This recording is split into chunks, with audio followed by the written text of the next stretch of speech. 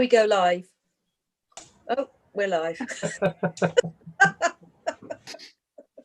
We're live on the Radical Imagination Social Art Network London meetup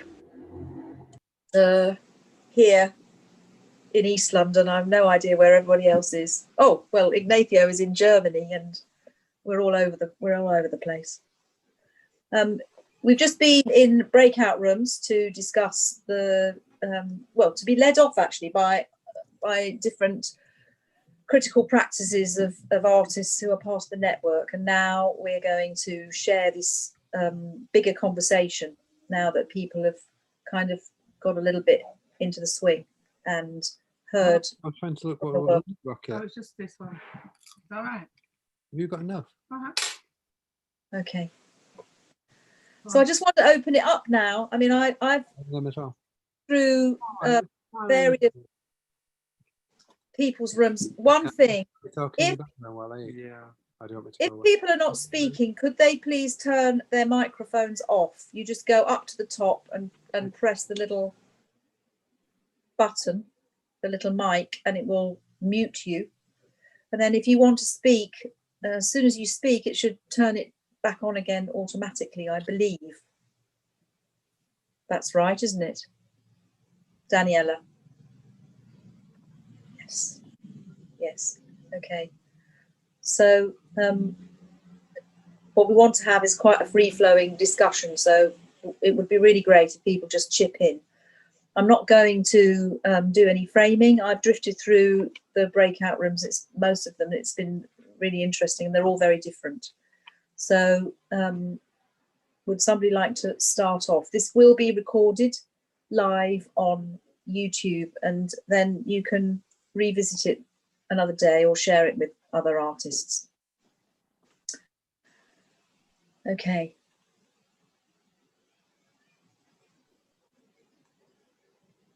I'm quite happy to jump in. That's great, Sally. Yes, that's lovely. It always feels in the smaller rooms that time moves really quickly, and then you establish very quick bonds with small groups of people you don't know, and then you disappear. But we had a very interesting discussion, and there was Martin, Teresa, Zoe, and Sophia in the room, who, please add something that if I'm missing anything, but we were inspired by Christina's provocation in terms of how we unpack the work that we want to do in terms of cultural production and changing the formats of what has been developed through a system of capitalism and colonialism and racism, which are all woven together. And one of the struggles which was very interesting and was being unpacked in our group was the tension between understanding your process as your work, yet always presenting the product as the outward facing element. And that element in some ways was what could then allow you to achieve more funding and get more work into the future, both to produce more work and also to survive as a human being on planet Earth, which is a very valid reason to seek, money. But there was a tension in which but how do you then do that while also presenting your process? Can you present your process and still that be valid enough, not next to whatever was the final product that you're doing, whether it be a film or a mural or a performance or anything like that? And we began unpacking that. It was a really interesting conversation in terms of the tension around exactly the provocation of the radical imagination and colonization in this era of strangulation capitalism.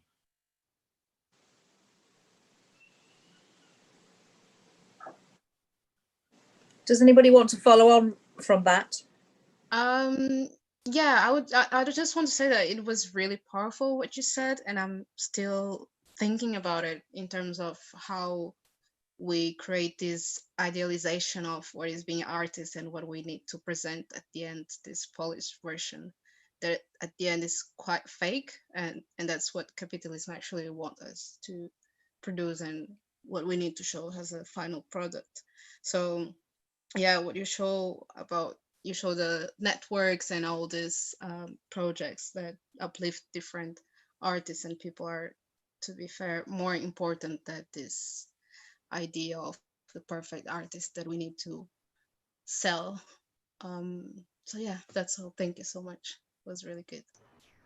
Yeah, and I would just like to add that we were talking about being marginalized and talking about this archive, the Social Art Library, which sounds very interesting, and the issue there is then how do you also prevent that from being marginalized or break through into a larger audience? I think that's an issue. In other words, you know, we've worked in social art practices for quite a while, for decades, and it still, you know, tends to be marginalized. We don't get this wider audience. We don't have influencers, you know, and stuff like this, and so you create a library of process with a different message, and how do you break that out so that we're actually affecting the people that we want to reach?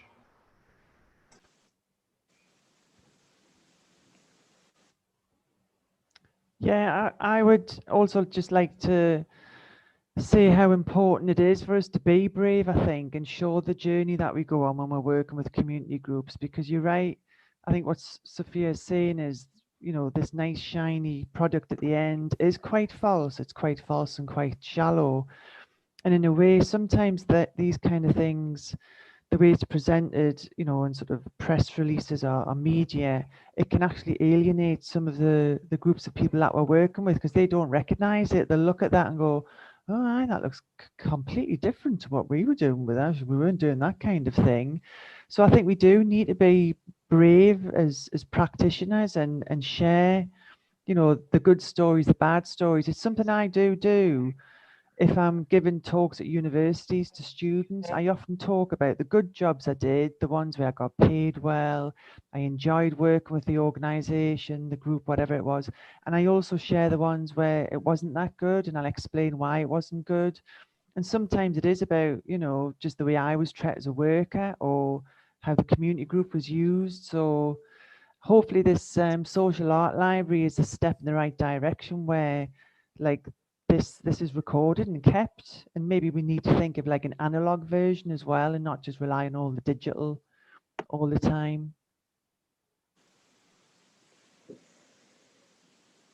I can add to this. I think we had a really well, Sally. Thank you so much for this great text. I mean, I really like this idea of the space of co-authorship as also spaces of resistance, as a space for us to open kind of an alternative world that we are all living in. I think we had a really interesting discussion in the way that connected a little bit my research in around the mining industries, and because my questions have been always about how can we use kind of this radical imagination, not just to criticize, but to present and to create an alternative futures. And then we had Blake, Lara, and Lucy in the room, and with Blake we had a really interesting discussion. Blake leads the BICON annual gathering, and then there is a relationship between kind of these kind of spaces of imagination that we create through art, and then the spaces of imagining a future in whereby communities are, for example, accepted in the mainstream world. And I think that was kind of really interesting in terms of how can we imagine kind of, it's about also remembering the past, but also imagining a better future, in which we are all accepted, in which we perhaps wouldn't be policing, which would live in a much more equal world. Yeah. I just want to. In our group, we had. Sorry, Sally. No, you carry. I was just going to say we had a slightly slow start in our group, but then we kind of built momentum, and then we were cut off. But we were getting onto quite an exciting chat about the knowledge exchange that Justine was talking about that she does with Queen Mary's Uni. But we were all getting really excited about the fact that we've kind of done, when we're looking at how does your practice create frameworks for us to think about our work, rather than having a theoretical framework and then going into work. The three of us seem to have, that's kind of how we came to our practice. We came at it without the necessary theoretical background, and came in wanting, creating practice, and then that practice forming these theories. And what Justine said something really powerful before we left about the fact that these knowledge exchange, not only does it it can allow for the theories that have been put down on us from people that are maybe have very different backgrounds to us, or in the past very academic backgrounds, without any of that practice and ground work or working with people. Instead, the knowledge exchange means that the knowledge that we gain and garner in the practice we do can push upwards and change theories up that way, rather than relying on these theories that are coming down from above the institutions, the academies that haven't always had the social reality as part of that.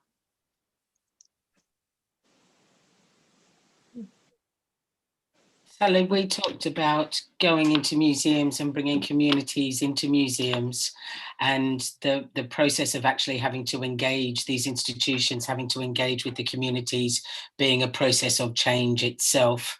But obviously what was raised was, with every community made pop-up exhibitions pop up, but then they pop down, and so after they pop down, what is the change that really happens that is left behind by the institution? And I also feel that sometimes that when we take it out to the communities as well, working with them and in that engaged kind of space, what happens when you leave and our communities left lost?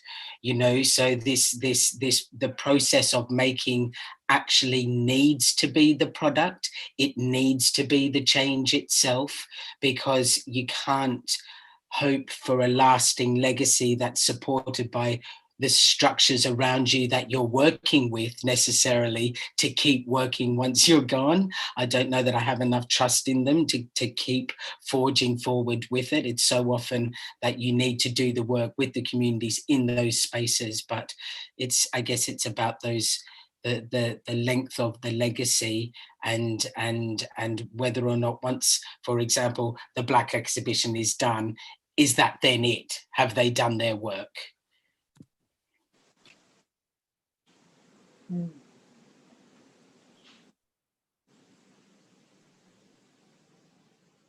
Hi, this is maybe going to sound a little bit random, but we talked about the freedom to do with taking over unconventional spaces and spaces that weren't monitored. And because I had done this piece with Come Hell or High Water, but other people have done things with community gardens and streets and things like that. So that freedom of being able to do it and not having to put funding applications in, and you can just go ahead and do it. And we also talked about how that you don't often know the potential of a piece of work or something that you put into the public areas until it's till public react to it and they start working with it, and how inventive that adds that interpretation and that the imaginary interpretation of that.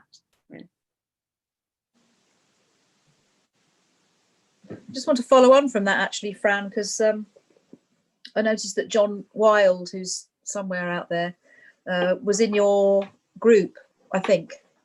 And I was just thinking about his work with walks on the dark fibre network and the politics around surveillance and all those complex things, and just how being a participant, coming along as a participant artist with both hats on, if you like, to always experience other artists' work, especially when they're engaging with some really complex ideas and knowledges. Just how transformative that process was. And it's very hard to document it, but for me, that process was very powerful, to be involved in that walking thing, because the brain processes information differently, and just the gifting of artists who are working in that way, often in spaces where permissions are not brokered. So there is a radical insertion of practices, really, that take over spaces, you know, that are not public, if they ever were. And certainly most of the spaces that we're out there in are not public anymore. So there's a different form of practice, and it's a coming together of a community that to become part of that and to come into being as a community of participation it was, you know, it's a very powerful form of work, I think. I don't know if John is there or. Yeah, thanks, Sal. Hi. Hi. So sorry, I got given some pizza, so I switched off the camera.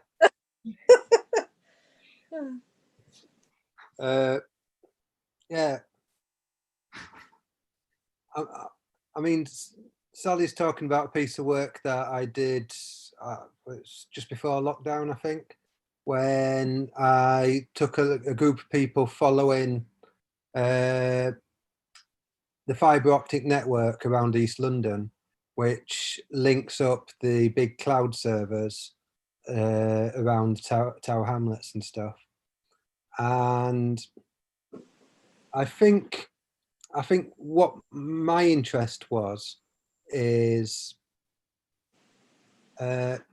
people talk about the cloud as though it's something that's ephemeral. Like people like my data, my photograph, etc. is in the cloud.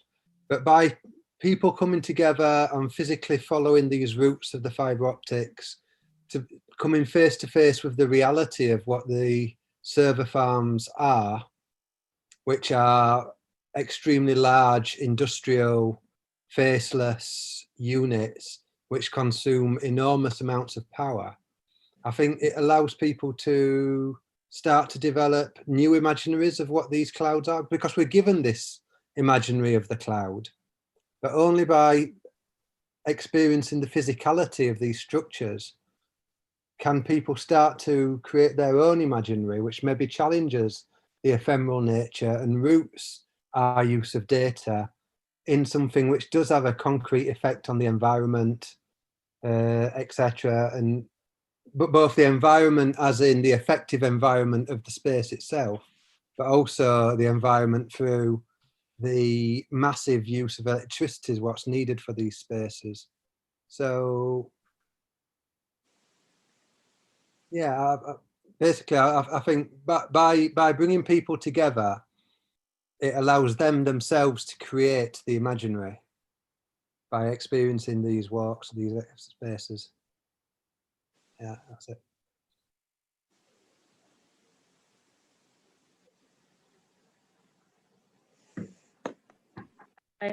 I was in the group with Susan and Justin, and I would like to also following on what Susan said, that actually when you are going from the practice to the theory, also what is very interesting is that, because that's already a decolonial exercise, you're doing the other way around and not taking in, as you said, concepts and theory that is coming from academia, which is already a quite colonial institution in many senses. It's also very interesting that when actually you are working on a project that, I mean, when you are thinking about the cultural strategy and the proposal that you are giving to a project, you are co-creating, is very interesting, the idea that is organic, so it's no longer a rigid proposal normally is, because if you're co-creating, that means that that proposal is going to be growing at the same time that you and the people you're working with is. So I think that's also an interesting to mention, if that makes sense. And also following on what Marcelo said, I think also that is very important to what I said in the introduction, that to mind that common thread that he mentioned, because he mentioned, I mean, he talked about the capitalism, and I think that very often we forget that that's part of the common thread of whatever we, you know, whatever group we want to focus on with. That's usually the common thread of, and I'm particularly interested in how, you know, and how can we learn to see how things relate actually, because that's the problem of this colonial reality that we're living, that everything is biased and divided, and yeah, that's. I want to just throw up this idea of how we begin working differently if we're looking at decolonizing ourselves and decolonizing practices, because I think it throws a whole load of possibilities actually for the radical imagination and our work, which are you know, challenges but are actually hugely interesting, because it means that we're thinking about how things can develop differently. I think that there are two things really in that. One, that the funding systems will not be so tolerant of that, and how we can collectively support each other to articulate this better. But two, how it means that the work that we make can become quite different in the way that we progress it. And I wanted to give a very short example of that, because coming out of the DS2 that James was just talking about with Fran in her group, in her breakout group, and the use of that project that we developed together with Studio Pulpo last year, which is a kind of fragmented series of parts that can come together in any amalgamation and held in the commons. Anyone can use it. It's a collection of bits of various sorts. We're thinking about using that for a project called the Public Wash Station in another project, and starting that project with 3 young women engineers of colour who are at different stages in their lives, and weirdly, in a moment of wonder, they have met and come together from different places, and beginning that project as a post, well, not a post-COVID, because we're not post-COVID, a COVID-19 project, thinking about health equity and different ways of sharing radical ideas around public health, which is massive at the moment, obviously, because it's our public health institutions have just been smashed to bits in a situation where we don't have any testing in the most needed places in the country. To begin a conversation, a dialogue with 3 young women, and actually say to them, we have no idea where this project is going to go, and you are under no pressure to take it anywhere. And you can pass the baton on at any point you choose. And we can discuss together where that goes, and also to remove oneself particularly from the place of dialogue, and for that to be also hosted, if you like, to use it. I'm not quite sure how that will work, what that relationship will be, but to be hosted by a woman of colour, so that there is a very different conversation that takes place in the development of that work, because of that lived experience and because of the need for a safe space within that project. So it's quite a challenge to think differently, but it's also complicated for us. It's trouble for us, I think, because funders like everything to be locked down. They don't like change within a project. They like to know they've got an outcome, this thing. Whereas actually what you're asking them to do is to work alongside you differently. I think that's a challenge for us.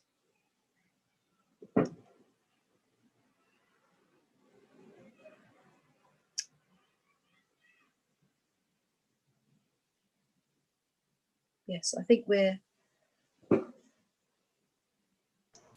As I was saying in my group, I was doing a project about globalization, about economic globalization. And one of the first parts of that was to write letters to all of the CEOs of the largest 100 corporations, international corporations, and also to all of the heads of state of countries in the United Nations. And then I realized, well, I haven't heard from just regular working people.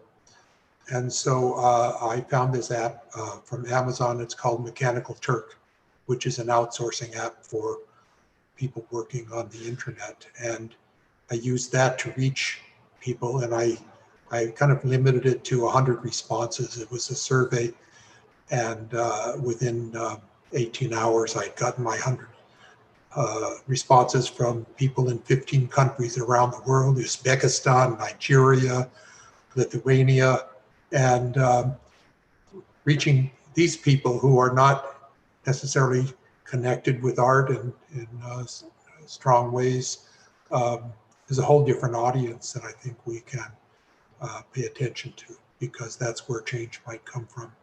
Thank you. Sounds interesting. We're already starting to Google this thing and to look at different surveying possibilities.